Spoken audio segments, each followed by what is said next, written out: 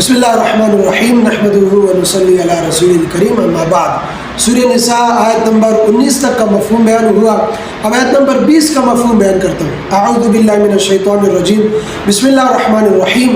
وَإِنْ أَرَدْتُمْ اسْتِبْدَالَ زَوْجٍ مَكَانَ زَوْجٍ وَآتَيْتُمْ إِحْدَاهُنَّ قِنْطَارًا فَلَا تَأْخُذُوا مِنْهُ شَيْئًا أَتَأْخُذُونَهُ بُهْتَانًا وَإِثْمًا مُبِينًا وَكَيْفَ تَأْخُذُونَهُ وَقَدْ أَفْضَىٰ بَعْضُكُمْ إِلَىٰ بَعْضٍ وَأَخَذْنَ مِنْكُمْ مِيثَاقًا غَلِيظًا. آمنت باللہ صدق اللہ العظیم. اس آیت میں شوہروں کو شرم دلایا گیا، چونکہ اس سے پہلے والی آیت میں جیسا کہ بیان ہوا کہ شوہر کے ظلم کی ایک صورت بیان کی گئی کہ اس کی بیوی خوبصورت نہیں ہے، بدصورت ہے، یا اس کی بیوی کے اندر کوئی کمی ہے، کوئی کوتاہی ہے، کوئی کمزوری ہے، کوئی عیب ہے، کوئی خرابی ہے، اس وجہ سے وہ بیوی کو چھوڑنا چاہتا ہے، طلاق دینا چاہتا ہے.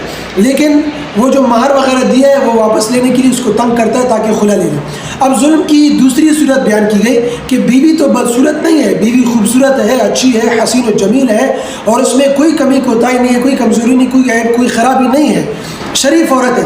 لیکن شوہر، لڑکا، مرد وہ لوفر، لفنگا ہے، موالی ہے، عیاش ہے، اسے کوئی اور عورت پسند آ گئی ہے، اچھی لگ گئی ہے، کسی اور عورت سے اس نے دوستی لگا لی ہے، تو کسی اور عورت سے وہ شادی کرنا چاہتا ہے، اس سے دوستی لگائی ہے تو اس کو چھوڑنا چاہتا ہے اس وجہ سے کہ دوسری عورت اسے پسند آ گئی ہے. لیکن وہ کیا کرتا ہے، جو یہ بیوی ہے اس کو مفت میں نہیں چھوڑنا چاہتا، اس کو جو وَآتَيْتُمْ إِحْدَاهُنَّ قِنْطَارًا بہت سارا مال دیا ہے، بہت سارا مہر دیا، تو وہ واپس لینا چاہتا ہے، تو اس لیے اس کو تنگ کرتا ہے، پریشان کرتا ہے تاکہ یہ خلا لے لے، یہ مہر، یہ تحفے طائف جو میں نے مال دولت اس کو دی، یہ واپس میرے پاس آ جائے.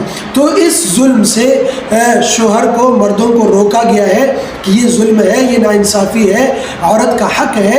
اور پھر اللہ تعالیٰ نے کتنی خوبصورت آیت ہے، قرآن کا مطالعہ کرے، قرآن پڑھے، کیسے اللہ تعالیٰ نے مردوں کو جھنجھوڑا ہے، شرم دلا ہے. اللہ کرے کہ ان شوہروں کو شرم آ جائے، اللہ کرے شرم آ جائے.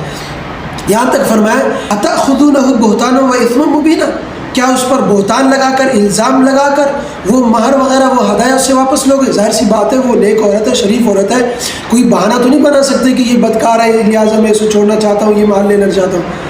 کوئی اس کے پاس بہانہ نہیں ہے، تو کیا اس پر الزام لگاؤ گے؟ کیا اس پر بہتان لگا کر وہ مال واپس لینا چاہتے ہو؟ تو کیا اس حد تک گر جاؤ گے؟ اس حد تک گر جاؤ گے. اور آگے فرمایا وَكَيْفَ تَأْخُذُونَهُ، کیسے تمہارا ضمیر گوارا کرے گا کہ وہ مہر، جو ہدایہ اور جو تم نے انہیں دیے ہیں وہ واپس لے لو؟ کیسے تمہارا ضمیر گوارا کرے گا؟ وَقَدْ أَفْضَىٰ بَعْضُكُمْ إِلَىٰ بَعْضٍ، حالانکہ تم نے اس سے فائدہ اٹھا چکے ہو، تم اس کی قیمتی چیز سے فائدہ اٹھا چکے ہو، اس سے اپنی شہوت پوری کر چکے ہو، اس تک پہنچ چکے ہو. وَأَخَذْنَا مِنْكُمْ مِيثَاقًا غَلِيظًا، اور آپس میں عہد و پیمان کر چکے ہو کہ زندگی ایک ساتھ نبھائیں گے، مشکلات میں ایک ساتھ ایک دوسرے کا ساتھ دیں گے. پھر کیسے عہد و پیمان کو توڑتے ہو؟ تو اس لیے ان آیت میں شوہروں کو شرم دلایا کہ اللہ کرے سمجھ میں آ جائے.